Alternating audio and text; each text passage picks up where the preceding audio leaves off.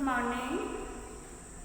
मैं चंद्रकांता आज आपको कक्षा 8वीं से वसंत भाग 3 का पाठ नंबर 5 जिसका शीर्षक है चिट्ठियों की अनोखी दुनिया और लेखक हैं अरविंद कुमार सिंह। तो इस पाठ के बारे में समझा रही हूँ। तो बच्चों, आपको पता ही है कि चिट्ठियों का कितना महत्व है। हमारे समाज में बड़ा महत्व है चिट्ठियों का।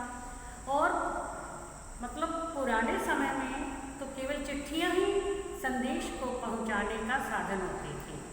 अब तो चलो और भी बहुत से ना, अब तो इंटरनेट के माध्यम से हम जो है बड़ी जल्दी संदेश भेज देते हैं। लेकिन पहले के ज़माने में ऐसा कुछ भी नहीं था।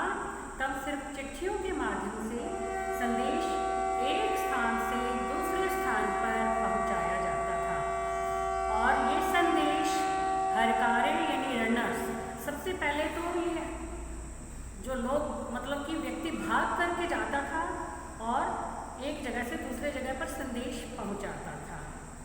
फिर क्या हुआ कि कबूतरों के माध्यम से भी चिट्ठियाँ जो है वो भेजी जाती थी, यानी एक स्थान से दूसरे स्थान पर संदेश भेजा जाता था। अब इसका कितना महत्व है, आपने जो गाने सुने होंगे ना, कई सारे ऐसे गाने भी हैं। अब एक गाना है, चिट्ठी आई है चिट्ठी आई है, बड़े दिनों के बाद हम बेवतनों को याद, वतन की मिट्टी आई है। ठीक है। फिर एक और गाना भी है, पुराना है कि डाकिया डाक लाया, डाकिया डाक लाया। ठीक है। फिर है संदेशे आते हैं हमें तड़पाते हैं, कि चिट्ठी आती है तो पूछे जाती है कि घर कब आओगे। फिर है चिट्ठी न कोई संदेश, जाने वो कौन सा देश जहाँ तुम चले गए। फिर जो कबूतर के माध्यम से संदेश भेजा, उसमें भी गीत बना के कबूतर जा जा जा कबूतर जा। तो इस तरह से इतने जब गाने इस पर बने हुए हैं, इतने गीत हैं, मतलब इसका महत्व तो बहुत है। तो इसके माध्यम से जो है वो संदेश भेजते हैं। अब संदेश भेजना, चिट्ठी में अपने मन के भाव लिख करके भेजते हैं, मतलब लिखते हैं उनको और दूसरे व्यक्ति तक वो पहुंचाते हैं। फिर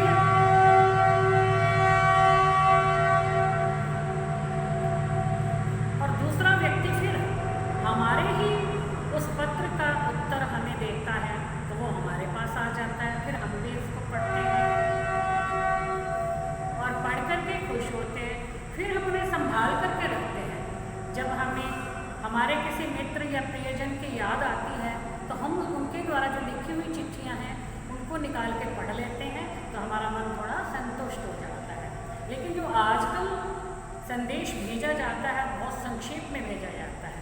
जरा सा जल्दी से लिखा व्हाट्सएप पे और उसको भेज दिया ना, नेट पे जल्दी से करा उसको भेज दिया। इसको हम ज़्यादातर समय तक जो है रख भी नहीं सकते हैं। आखिर में क्या होता है, कभी फ़ोन जो है खराब हो रहा है वो, और उसको डिलीट कर देते हैं। चलो, तो ज़्यादा समय तक संभाल के नहीं रख सकते। और इसमें इतना भी विस्तार से भी नहीं लिखते कि हमें जो पढ़ के अच्छा लगे। बस हमें सिर्फ पता चलता है मैसेज आ गया हमारे पास, बस ठीक है, थोड़ा सा मैसेज भेजा, पता चल गया। लेकिन पहले ऐसा नहीं होता था। चिट्ठियों का अपना ही अलग महत्व होता था।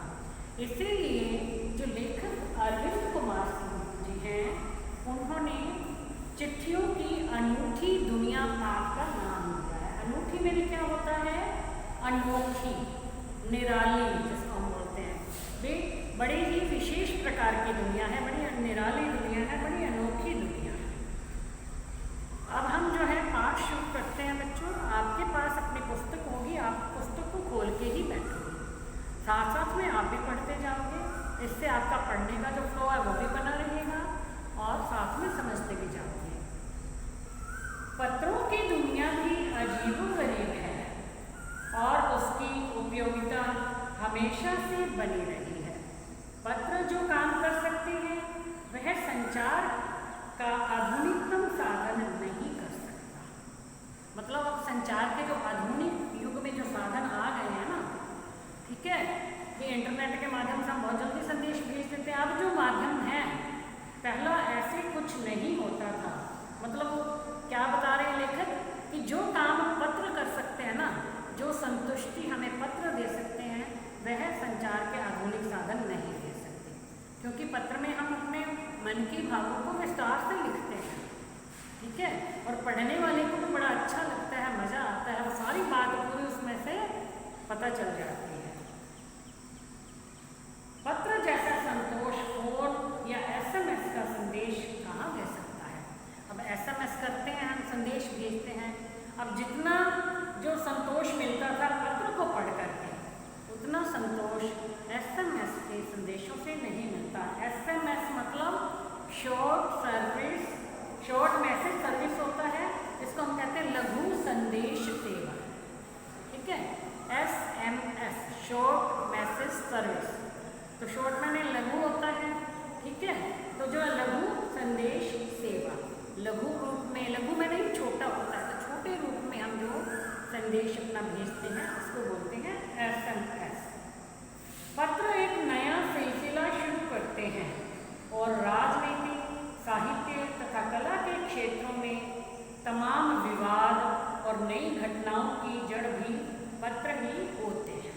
अब देखो पत्र जो है एक नया ही इनका सिलसिला शुरू होता है, और जो राजनीति में या साहित्य में, पुराने समय में जो राजनीति होती थी या साहित्य था या कला के क्षेत्र में जितने भी विवाद हुए हैं, जितनी भी घटनाएं होती थी, वो सब इन पत्रों के कारण ही होती थी।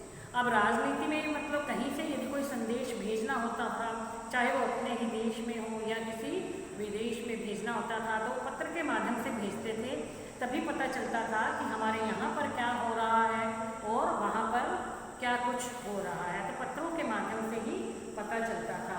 तो इसी से, और वहाँ के साहित्य के बारे में भी हमें, मतलब साहित्य जो लिखा गया है, लिखना अब सिर्फ ये नहीं कि प्रारूप हम पत्र लिखेंगे कि सेवा में शिमा में वो लिखे वो वाला ही है, मतलब कि जो भी हमें लिखित रूप में पता चलता था तो उसको सब पत्रों को उसको भेजा जाता था लिख करके।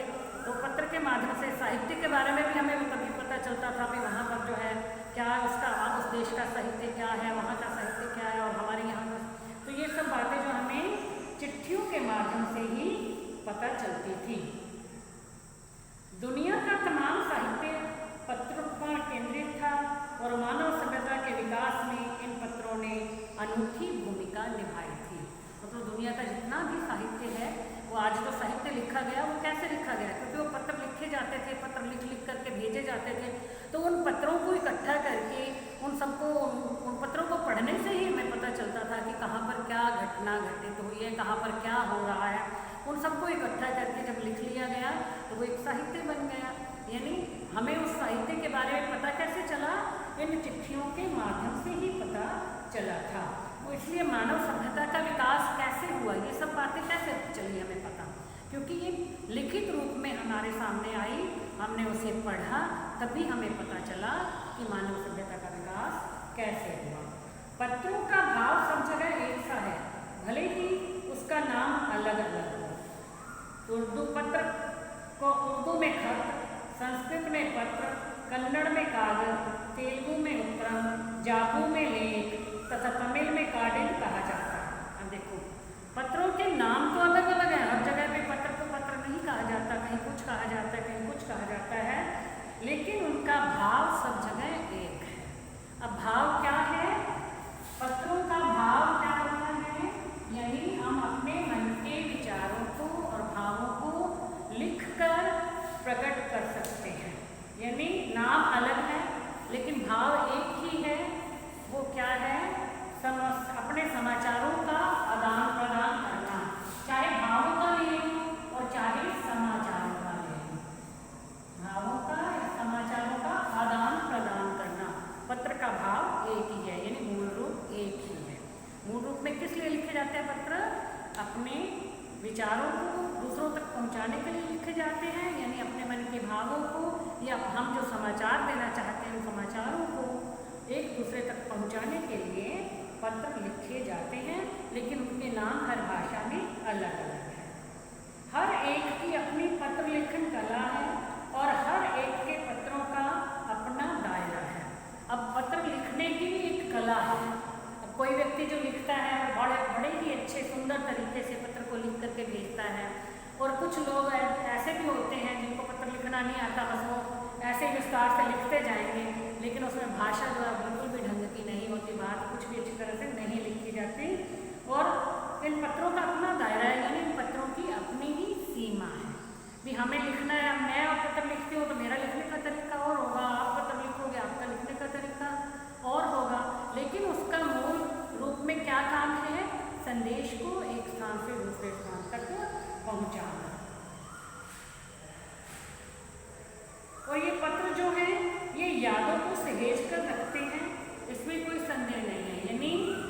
यादों को सहेज करके, यादों को इकट्ठा करके रखते हैं। मैंने अपने किसी रिश्तेदार को पत्र लिखा, उनका उत्तर मेरे पास आ गया पत्र के रूप में दोबारा, तो मैं उन पत्रों को संभाल के रखती हूँ, वो अपने उन पत्रों को। तो क्या होता है, कभी भी जब हमें इच्छा होती है हमारे प्रियजनों को याद करें, हम उनकी याद आती है, हमें अपने मित्रों की याद आती है, तो हम उनके पत्र निकाल के तो वो पुनः पढ़ लेते हैं, दोबारा पढ़ते हैं, और ऐसा लगता है जैसे हम आमने सामने बैठ करके बातें कर रहे हों। दुनिया भर में रोज करोड़ों पत्र एक दूसरे को तलाशते तमाम ठिकानों तक पहुंचते हैं। भारत में रोज 4.5 करोड़ चिट्ठियां डाक में डाली जाती हैं, जो साबित करती हैं कि पत्र कितनी अहमियत रखते हैं।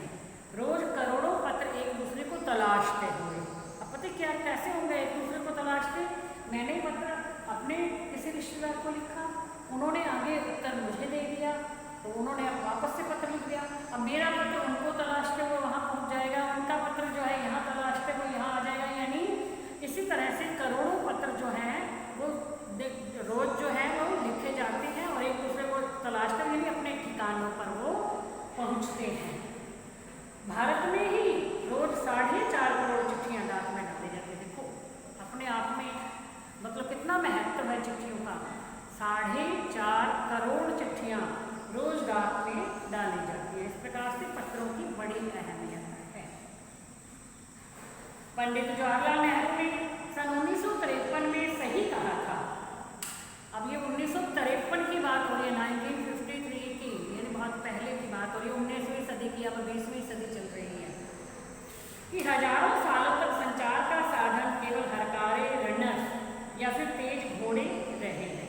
वो क्या कहते हैं कि संचार का जो साधन था हरकारे यानी संदेशवाहक, जो संदेश देने के लिए दौड़ करके जाते थे, एक स्थान से दूसरे स्थान पर संदेश भेजना होता तो इन रनर्स के माध्यम से भेजा जाता था, ये दौड़ के वहाँ जाकर के चिट्ठी दे आते थे लिखित रूप में। आपने देखा होगा राजा महाराजाओं के पास भी जो है जब कोई आता था संदेश तो कैसे वो फिर वो पकड़ा के आ जाते, उसको खोलते हैं, इतनी बड़ी वो लिखी होती चिट्ठी थी, तो उसको वो पढ़ते हैं जो संदेश होता था। तो इसी तरह से संदेश जो है भेजे जाते थे, वो भाग के जाते थे। उसके बाद फिर घोड़ों के माध्यम से यानी घोड़े पर बैठ करके वो तेज घोड़ा दौड़ा करके ले जाते थे, इस तरह से संदेश पहुंचाते थे। इसके अलावा कबूतरों के द्वारा भी संदेश भेजने की प्रथा थी यानी प्राचीन काल में। लेकिन फिर धीरे धीरे पहिए आए, पहिए आने के बाद फिर रेलवे और कार से भारी बदलाव आया। फिर जो है पहिए आए तो रेल के माध्यम से संदेश जो है और भी जल्दी भेजे जाने लगे। फिर तार के माध्यम से यानी तार भेजा जाता था तो वो जो है संदेश बहुत जल्दी भेजा जाता था और भी तेज गति से संदेश पहुंचाए जाते थे। लेकिन अब तो टेलीफोन आ गए, वायरलेस यानी कि तार भी नहीं होती है जिसमें, और अब जो आगे रेडार जो है दुनिया बदल रही है। मतलब रेडार क्या है, दूसरे जहाजों का चित्र लेने वाला एक यंत्र होता है। तब तो संदेश मतलब दुनिया ही बदल रही है, ऐसे ऐसे जो है संचार के साधन आ गए हैं। लेकिन क्या था, ये तार जो थी ना, टेलीग्राम भेजा जाता था, संदेश इससे बहुत जल्दी चला जाता था। लेकिन आजकल ये जो तार सेवा है, टेलीग्राम की सेवा है, ये बंद कर दी गई है। कब हुई थी, मतलब 15 जुलाई 1913, 15 जुलाई 2013 को ये सेवा बंद कर दी गई। और क्यों बंद कर दी गई थी, क्योंकि अब जो है संचार के नए नए साधन आ गए ना, जैसे इंटरनेट के वगैरह, तो उसके माध्यम से संदेश और जल्दी भेजे जाने लगे थे, तो इसका काम बिल्कुल ही खत्म हो गया था। इसलिए जो था ये तार सेवा बंद कर दी गई थी। लेकिन इसकी शुरुआत किसने की थी, लॉर्ड डलहौजी ने की थी। ठीक है, तार सेवा की शुरुआत किसने की थी, लॉर्ड डलहौजी ने। और जब 1857 का 1857 का जो स्वतंत्रता संग्राम हुआ था, तब इस तार सेवा की वजह से ही हम जो हैं उसमें जो सफल नहीं हो पाए थे। ठीक है, तब इसकी जो है बड़ी महत्वपूर्ण भूमिका थी, क्योंकि हमारे पास तो जो मैसेज भेजने का, जो संदेश भेजने के साधन थे वो बहुत धीमी गति से काम करते थे। या तो व्यक्ति दौड़ करके जाएगा या घोड़ों के माध्यम से घोड़े पर बैठ के जाएगा, तो इस तरह से भेजे जाते थे। लेकिन जब अंग्रेजों के पास इन्होंने तार सेवा का जो है वो शुरुआत कर ली थी, तो इन्हें हमारे यहाँ पर क्या क्या बातें हो रही हैं ये तार के माध्यम से सब पता चल जाता था, और इसीलिए जो है हम इस आंदोलन में सफल नहीं हो पाए थे। ठीक है, पिछली शताब्दी में पत्र लेखन ने एक कला का रूप ले लिया था। पिछली शताब्दी यानी 19वीं शताब्दी में पत्र लेखन ने एक कला का, किसको बोलते हैं, विशेष प्रकार की एक कला थी, उसका रूप ले लिया था। इसको मतलब पत्र लिखना जो था ना, इसको एक कला का रूप दे दिया गया था। डाक व्यवस्था के सुधार के साथ पत्रों को सही दिशा देने के लिए विशेष प्रयास किए गए। अब डाक व्यवस्था में भी सुधार किया गया और उसमें सुधार के साथ साथ पत्रों को भी सही दिशा के लिए विशेष प्रयास किए गए।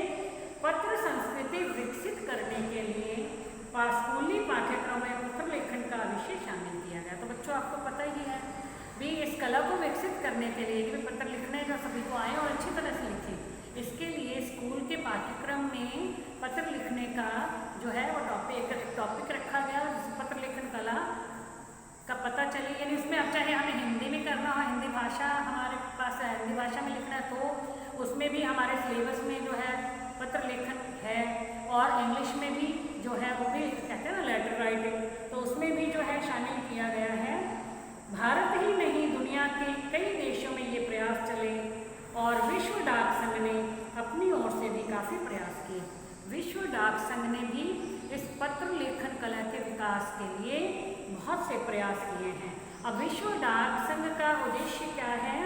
उनका उद्देश्य है विश्व में डाक सेवाओं में सुधार लाना तथा उन्हें संगठित करना। क्या उद्देश्य है? कि डाक सेवाओं में सुधार लाना और उन्हें संगठित करना। अब अंतर्राष्ट्रीय डाक सेवाओं को भी विकसित ये डाक संघ के द्वारा किया जाता है। और इसका जो मुख्यालय है विश्व डाक संघ का जो मुख्यालय है विश्व डाक संघ का, वो है स्विट्जरलैंड में, और 192 देश इसके सदस्य हैं। विश्व डाक संघ के सदस्य 192 देश हैं और 9 अक्टूबर को विश्व डाक दिवस मनाया जाता है। और जबकि भारत में विश्व डाक दिवस यानी ये डाक दिवस जो है, भारत में डाक दिवस 10 अक्टूबर को मनाया जाता है। तो बच्चों ये था, विश्व डाक संघ ने भी अपनी ओर से काफ़ी प्रयास किए थे। विश्व डाक संघ की ओर से 16 वर्ष से कम आयु वर्ग के बच्चों के लिए पत्र लेखन प्रतियोगिताएं आयोजित करने का सिलसिला सन 1972 में शुरू किया गया था। यानी 1972 में जिनकी उम्र 16 साल से कम है, उन बच्चों के लिए पत्र लिखने की प्रतियोगिताएं भी आयोजित की जाने लगी। यह सही है कि खास तौर पर बड़े शहरों और महानगरों में संचार साधनों के तेज विकास तथा अन्य कारणों से पत्रों की आवाजाही प्रभावित हुई है, पर देहाती दुनिया आज भी चिट्ठियों से ही चल रही है। शहरों में जो है इसका जो प्रचलन थोड़ा कम हो गया है, यानी पत्रों का जो है चलन कम हो गया, लेकिन गांवों में अभी भी पत्रों के माध्यम से ही एक दूसरे को संदेश भेजा जाता है। फैक्स, ईमेल, टेलीफोन तथा मोबाइल ने चिट्ठियों को तेजी से रोका है, पर व्यापारिक डाक संघ लगातार बढ़ रही है। यानी अब हम जो अपना संदेश भेजते हैं तो जल्दी से हम भेज देते हैं, लेकिन व्यापारिक डाक संघ जो अभी भी चल रहा है, अभी भी आप देखते हो आपके पास कोई टेलीफोन का बिल आता है, बिजली का बिल आता है या कोई और संदेश आता है, तो वो आपको जो सरकारी जो काम होते हैं वो अभी भी चिट्ठियों के माध्यम से ही होते हैं।